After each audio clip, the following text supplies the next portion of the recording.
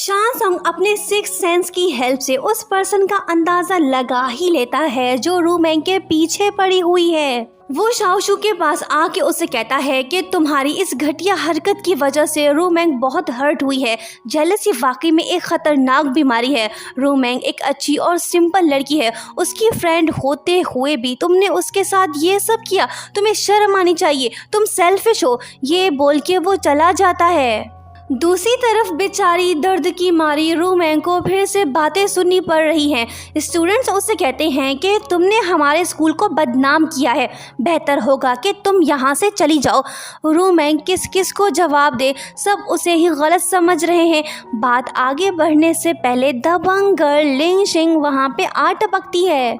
पर ये क्या, वो तो रूमैंग की साइड ले रही है, उसे सपोर्ट करने आई है। वो सबसे कहती है कि पता कुछ नहीं, सिर्फ ऑनलाइन बग बग करते रहते हो, तुम सब घटिया हो। बिना इन्वेस्टिगेशन के किसी पे एलिगेशन लगाना कहाँ का इंसाफ है। लिंचिंग की बातें सुन के स्टूडेंट्स शर्मिंदा से हो गए हैं। फालतू डायरेक्टर भी उसकी बातों से एग्री करता है। वो अनाउंस करते हुए कहता है कि तुम सबका इंटरनेट एक वीक के लिए बंद, अब जाओ और पोगो देखो। सबके भाग जाने के बाद रूमैंग लिंचिंग से कहती है कि वाओ सिस्टर, क्या स्पीच दी है, मुझे तो रोना आ गया।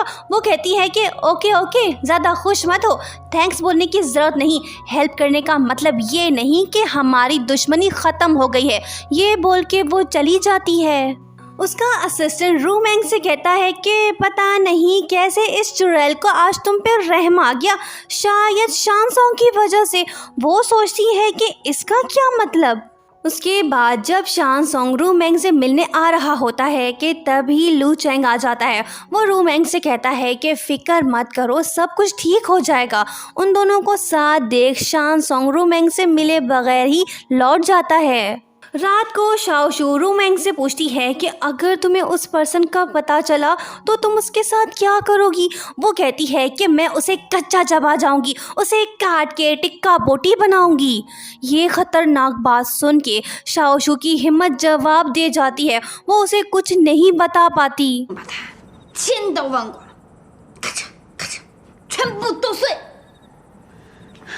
उसी रात नींद में बातें करते हुए रूमैंग कहने लगती है कि मैं जानती हूँ कि वो तुम थी, पर मैं इस स्कूल को छोड़ के नहीं जाऊंगी।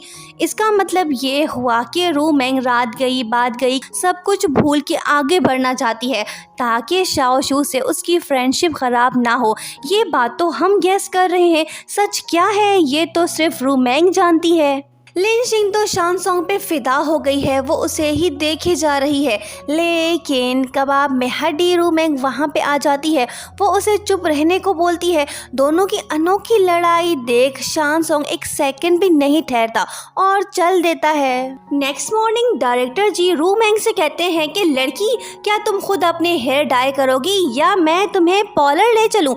ये सुनते ही वो कहने लगती है कि ओ नो, मेरे पेट में दर्द शुरू हो गया है, मैं आज नहीं चल सकती, मैं जा रही हूँ।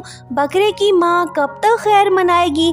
डायरेक्टर तो उसके पीछे ही पड़ गया है। इंटरनेट के लॉकडाउन के बाद स्टूडेंट्स तो बोर होने लगे हैं, उनका टाइम पास नहीं हो रहा।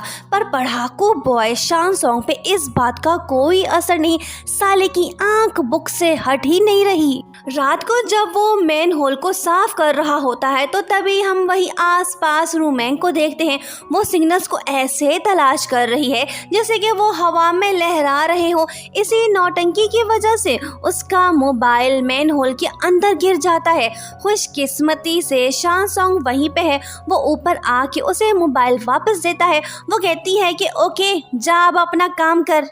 अरे ये क्या, मैन होल के पास तो सिग्नल से। इसी चीज़ का फ़ायदा उठाते हुए रूमैंग फ़ोन पे अपने नेफ्यू से बातें करने लगती है। शानसोंग शायद इस बात को पहले से जानता है। नेक्स्ट मॉर्निंग रूमैंग शानसोंग पे गुस्सा हो के उससे कहती है कि रात के अंधेरे में घटिया हरकत करके शर्म नहीं आती। तुमने मेन हॉल का कवर क्यों बंद किया, चल मेरे साथ और उसका कवर हटा वरना एक मुक्का दे मारूंगी। वो कहता है कि नहीं चलूँगा, जो करना है करो। वो कहने लगती है कि अच्छा बच्चू, अब तो तू गया। दोस्तों मेरी बात गौर से सुनो, क्या ऐसे बॉयज भी होते हैं जिन्हें बनी टॉय पसंद है, नन्ना सा मुन्ना सा सॉफ्ट सॉफ्ट वाला। ये बात सुनते ही शान सॉन्ग के होश ही उड़ जाते हैं। वो नहीं चाहता कि उसका राज फाश हो। क्या रू मैंग उसे ब्लैकमेल करने में कामयाब हो पाएगी? नेक्स्ट पार्ट का वेट करें।